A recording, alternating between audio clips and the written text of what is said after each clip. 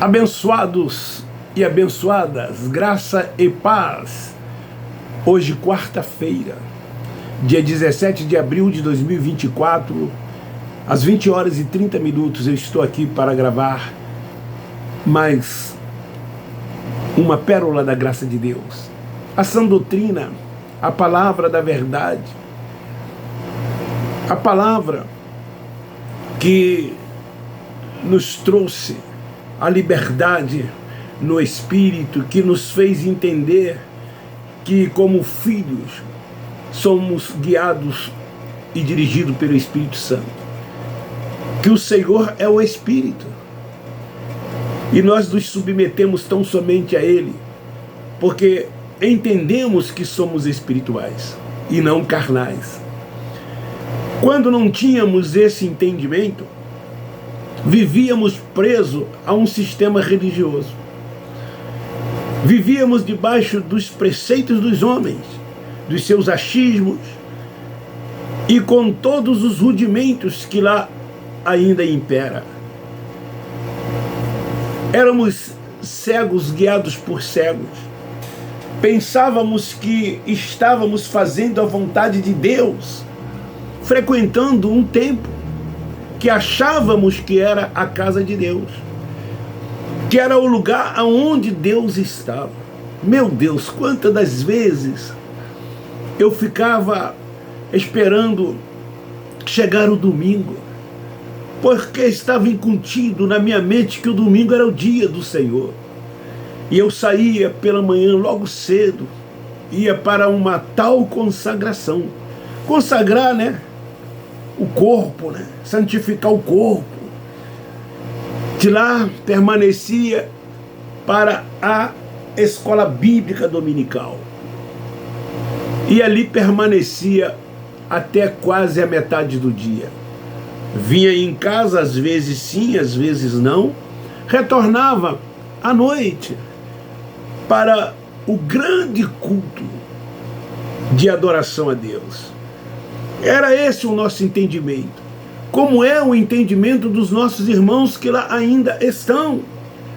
Eles creem tal como nós criamos, e eles defendem isso, fazendo disso uma verdade que hoje, com o entendimento que temos, nós sabemos que não é. Eu quero ler no livro histórico de João, capítulo 4, versículos 20, 21, 22 até o 24. A mulher samaritana, dirigindo-se a Jesus, ela disse: nossos pais adoraram neste monte, mas vós, os judeus, dizeis que é em Jerusalém o lugar onde se deve adorar. Disse-lhe Jesus: mulher,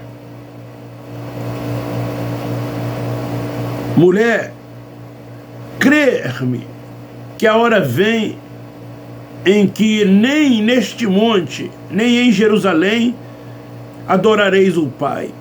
Vós, os samaritanos, adorais o que não conheceis. Nós adoramos o que conhecemos, pois a salvação vem dos judeus.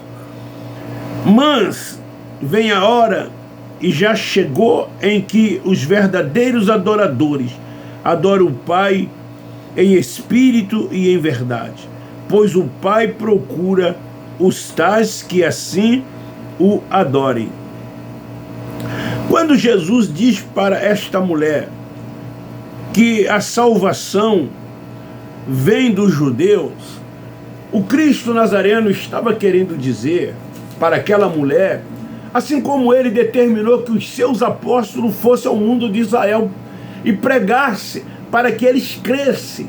E esse crer era na mente, para que eles fossem salvos. Salvo de quê? Da grande tribulação que estava por vir e do juízo de Deus que viria, como veio no ano 70. Então o tema de hoje é esse. Não estamos sujeitos à doutrina de homens, somos adoradores da fé, adoramos em espírito e em verdade. Meus queridos irmãos que ainda estão dentro desse sistema religioso? Até quando vocês serão enganados? O templo, que é chamado de igreja, não é a casa de Deus. Deus não habita nesses templos feitos pelas mãos dos homens. Por mais lindo, por mais belo, por mais bem estruturado que eles sejam, ali não é a casa de Deus. O único templo que Deus mandou construir foi o de Jerusalém. E este mesmo templo mandado construir por ele, ele foi destruído. Jesus chama os seus discípulos e disse: olhai e vede, apontando para o templo de Jerusalém, não ficará pedra sobre pedra que não seja derribado. Deus é soberano, tudo é a sua vontade. E a derrubada do templo de Jerusalém foi a vontade de Deus. Ele permaneceu de pé até um determinado tempo que deveria permanecer. E chegaria o dia da sua destruição. Jesus de Nazaré profetizou acerca disso. E esse dia chegou, esse dia aconteceu. O templo da habitação de Deus era terreno. Mas hoje não é mais terreno, como ensina os líderes religiosos que chamam esses lugares de casa de Deus.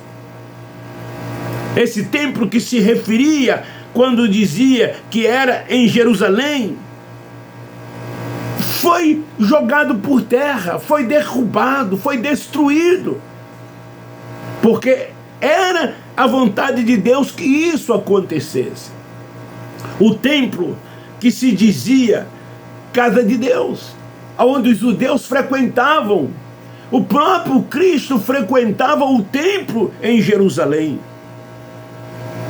Agora, ou seja, depois disso foi estabelecido o novo templo. O novo templo estabelecido por Deus é espiritual. A Jerusalém não é mais física, e sim espiritual, não é mais terreno, como ensina os líderes religiosos. Eles têm seus interesses lógicos, porque tendo um templo, tem um líder. E o que os homens estão buscando é serem líderes desse grupo que eles chamam de ovelhas, que eles dizem que é um rebanho que Deus entregou na mão de cada um deles e que um dia eles prestarão conta. Que não é verdade. Isso não é verdade. Então, mas eles dizem que não é assim. Eles dizem: vocês têm que ter um espaço físico. Vocês têm que ter, uma igreja. A primeira pergunta que eles fazem quando me encontram: o irmão está onde? Qual é a sua igreja? Aqueles que me conheceram pastor me perguntam: o irmão está pastoreando aonde? Essas são as perguntas dos religiosos, porque os religiosos se conscientizaram que você não pode servir a Deus fora do templo. Você é chamado de desigrejado. Quando você não está mais no rol de membro dessas instituições, você é chamado de desviado. E a pergunta deles para nós é sempre esta: você já se reconciliou? Você já voltou? Você precisa voltar. Você conhece a palavra? São essas as colocações feitas por ele quando nos encontram. Porque lá, segundo eles, dentro dessas sinagogas que eles chamam de templo, está o Espírito Santo. Lá, segundo eles, está Deus. Porque eles dizem: eu vou buscar Deus, eu vou no templo adorar. Porque se eles vão lá no templo, é porque Deus está lá. Esse é o entendimento passado por eles, que as pessoas creem, que as pessoas acreditam. mesmo que vocês mostram para elas. Atos 7,48. O Altíssimo não habita em templo feito pelas mãos dos homens. Eles não aceitam isso. Eles vão pegar um versículo lá de Hebreus que diz que não devemos abandonar a congregação como é costume de muitos, para refutar isso. Mesmo que nós mostremos para eles, 1 Coríntios capítulo 3, versículo 16, quando o apóstolo da graça de Deus que recebeu a revelação, ele diz: vós sois o templo, o tabernáculo da habitação de Deus. Mas eles não aceitam, tem que ter um templo, tem que ter um pastor. A mulher samaritana também falou assim: vocês dizem que é no templo que se deve adorar. Nós samaritanos adoramos nesse monte, mas vós, judeus, dizeis que é em Jerusalém. Olha o que o Nazareno disse no versículo 21.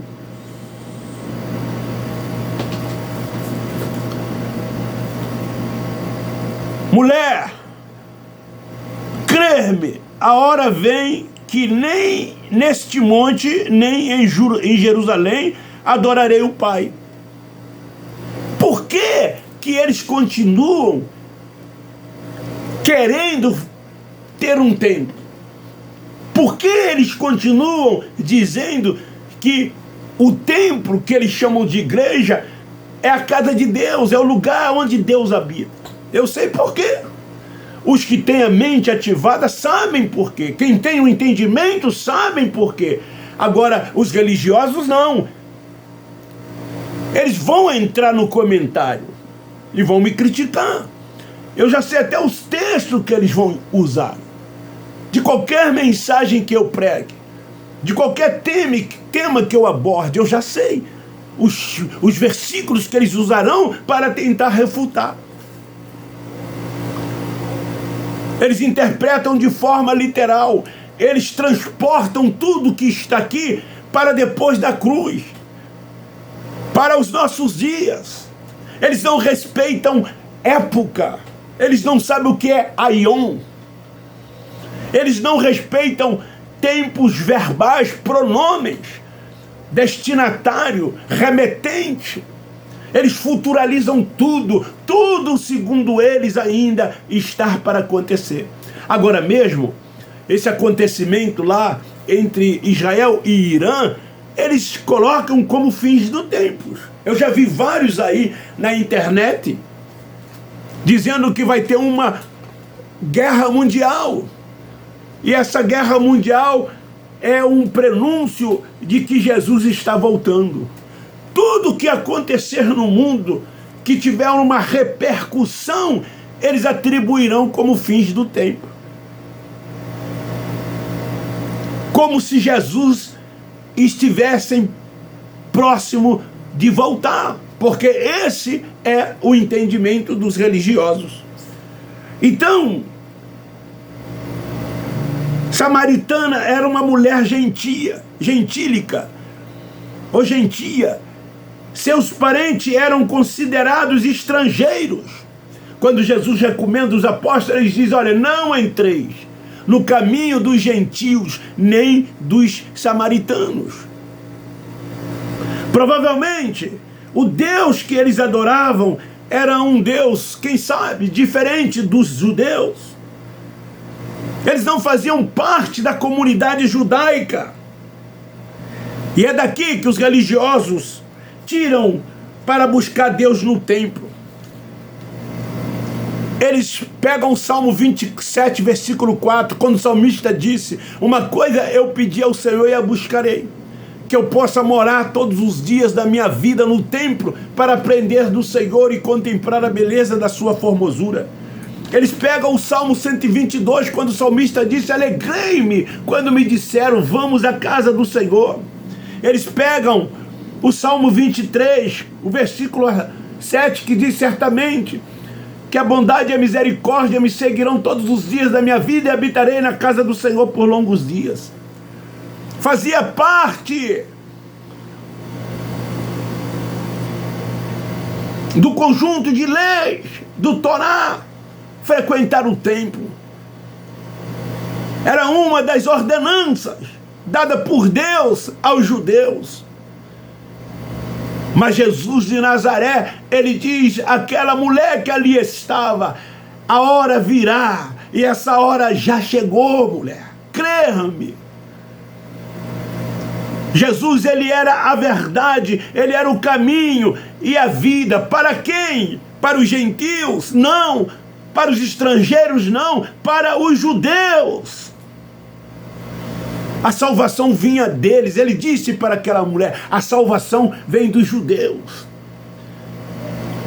Porque os judeus que crescem, eles com certeza levariam esse entendimento para tantos quantos outros que crescem também.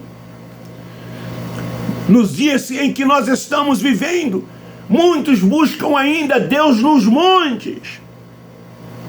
Mesmo os perigos que lá ocorrem, como a gente já viu na internet, pessoas sendo mortas por animais selvagens, assaltadas, sem falar em outras coisas que lá acontecem. Mas eles continuam indo no monte, acham que indo ao monte estão mais próximos de Deus. A sua vida está santificada, a sua vida está consagrada. Eles são voltados para carne e sangue, porque a religião os vê como carne e sangue. Mas nós que temos entendimento, nós sabemos que somos um espírito revestido de carne e sangue. Não somos carne e sangue com um espírito. Por isso que eles voltam para a carne, estão voltados para esse mundo carnal. Então o monte é lugar de se buscar a Deus. O templo, segundo eles, é a casa de Deus. Mas uma minoria é o povo da fé. Somos uma minoria, mas somos o povo da fé. Esse povo da fé nunca será aprisionado, porque já foram libertos, porque têm um entendimento e vivem hoje uma liberdade no Espírito, reinam em vida e crescem na graça e no conhecimento de Deus. Esse povo nunca será aprisionado, nunca voltará a frequentar um templo. Eu dizia para um ontem, eu só passo na calçada porque sou obrigado a passar, porque se eu pudesse nem na calçada eu passaria. Nós não comemos mais a comida da religião. Não comemos mais como comíamos. Como eu, como mestre, como professor, eu dava comida para aquelas pessoas que estavam lá. Por que nós não comemos mais a comida da religião? Porque adoramos o Pai em espírito e em verdade. Somos os verdadeiros adoradores. E são esses os adoradores que o Pai procura. Jesus disse isso para aquela mulher samaritana. Religiosos, ninguém mais precisa dizer a alguém conheça a Deus. O apóstolo da graça, ele diz isso. Sabe por quê? Porque todos conhecem. Eu quero ler em Hebreus capítulo 8, versículo 11. E não ensinará jamais cada um ao seu próximo, nem cada um ao seu irmão, dizendo conhece ao Senhor, porque todos me conhecerão, desde o menor deles até o maior. Mas eles ficam aí, pregando, dizendo que as pessoas têm que se arrepender dos seus pecados e aceitar Jesus como Salvador. Que elas precisam aceitar Deus, quando Deus nos escolheu primeiro, quando Ele nos amou primeiro, quando Ele nos predestinou, nos fez eleito, propriedade exclusiva dEle. Em Apocalipse, capítulo 21, versículo 3, religiosos evangélicos, olha o que está escrito: e ouvi uma grande voz vinda do trono que dizia: Agora o tabernáculo de Deus está com os homens. Deus habitará com eles, e eles serão o seu povo. E o próprio Deus estará com eles e será o seu Deus. Não há hoje mais gregos, nem judeus, nem cita, nem bárbaros, nem gentios, nem samaritanos, nem estrangeiros. Hoje todos nós somos filhos de Deus. Naqueles dias do Cristo Nazareno, essa prerrogativa de povo de Deus era tão somente dos judeus. Os demais não tinham nada a ver com a comunidade judaica. O Cristo Nazareno veio para os judeus, para os seus, porque eles estavam debaixo de uma maldição. A lei era boa, mas eles não conseguiram cumprir a lei, se tornaram transgressores da lei. Portanto, todos eles eram pecadores, como está escrito em Romanos capítulo 3, 23. Todos pecaram, todos quem? Os judeus. Mas a religião diz que é universal. João diz que aquele que disser que não é pecador é mentiroso. Aquele quem? Os judeus. Mas eles transportam tudo isto e englobam a todos. Ele quem ensina, é Ele quem guia, quem dá o norte. É o Espírito Santo que dá toda a direção, dá a vida à alma, para andarmos como Ele quer. Não estamos sujeitos a doutrinas de homens, somos adoradores da fé. Não buscamos mais Deus nos montes. Eu fui muito em retiros, e nos retiros lá a gente orava nos montes, nas matas. Meus pais me levavam. Não frequento mais os templos, tem 7 anos que eu abandonei o templo, mas eu adoro a Deus em espírito e em verdade. Eu adoro a Deus com entendimento. Eu não preciso de ritos, de praticar liturgias, de realizar cerimoniais. Não é assim que se adora a Deus. Por isso que eles não entendem o que é adorar o Pai em espírito e em verdade. Eles precisam de um templo, de um pastor sobre as suas vidas. Eles precisam de cumprir todos aqueles ritos que existem dentro desses dessas chamadas sinagogas. Já sabem o que vai acontecer do início ao fim. Não é esse o caminho a ser seguido. O caminho é ser guiado e dirigido pelo Espírito Santo. O Espírito é o Senhor, ou o Senhor é o Espírito. O Senhor é o Espírito. Perguntamos a eles aonde há necessidade de templo. Por que temos que frequentar o templo? Por que temos que se reunir nesses lugares? Ouvir mentiras, ser enganados, como muitos que lá estão são, como nós também um dia fomos. Há muitas narrativas que eles conseguem construir e fazer dessas narrativas uma verdade. Eu poderia citar algumas, como o tal do inferno, como lago de fogo e tormento eterno, como Satanás como um ser espiritual, e tantas outras criadas por eles, incutida nas mentes dos filhos de Deus, que lá estão, que ainda estão com o véu sobre o rosto, com a mente cauterizada, com os olhos espirituais fechados, porque Deus ainda não lhes deu o entendimento. Então não se deixe enganar, meu querido, meu irmão. Deus não está no templo. Deus está no teu espírito, é no teu espírito que Ele habita. O corpo não é o templo da habitação de Deus. Não é aqui que Ele habita. É no Espírito que Ele habita. O Espírito de Deus habita no nosso espírito. O nosso espírito é o seu tabernáculo, é a sua habitação, é a sua morada. E é em espírito e em verdade que nós o adoramos. O nosso culto a Ele é racional. Por isso que nós temos esse entendimento. Não nos deixamos levar por emoção, nem por sentimentos. Não temos sentimento de culpa alguma. Não temos consciência pesada, porque somos espirituais e não estamos voltados para este mundo da carne. Não estamos querendo fazer obras para agradar homens. Não estamos buscando autojustiça para alcançarmos, essa tão sonhada salvação pregada e ensinada por eles, porque viemos de lá, Eclesiastes 12:7, como espírito, e esse espírito se revestiu de carne e sangue esta que voltará à sepultura, ao inferno, e de lá nunca mais vai subir.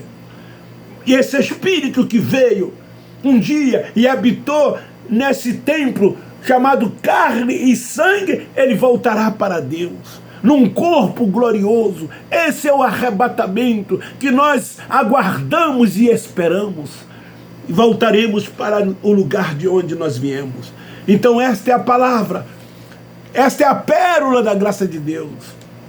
Semeie esta palavra, divulgue e compartilhe. Você que não é inscrito, se inscreva no meu canal.